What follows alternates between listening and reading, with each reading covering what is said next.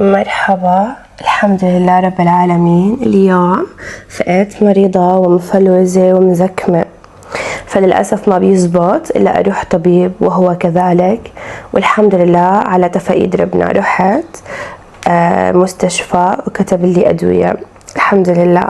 مو طبيعي صراحة، مريضة وبحوس بالبيت شغل وتنظيف، والتنظيف هو أحلى فقراتي وأحلى جولة عندي إياها. قبل بنهار كنت عاملة طنجرة ملفوف، فتاني نهار أحلى شي يكون عندك أكل من مبارح وتسخنيه، يعني أريح شي صراحة. عملت براونيز بالموز وبدون سكر ولا طحين ولا بيض بالاير فراير، بصراحة اختراع. تنظيف تنظيف تنظيف، وشربت الدواء وعملت شي سخن. ومشروبي المفضل هو كركم وزنجبيل أخضر وكركم أخضر، رشة فلفل أسود وبنقعهم، وهذا أحسن مضاد والله.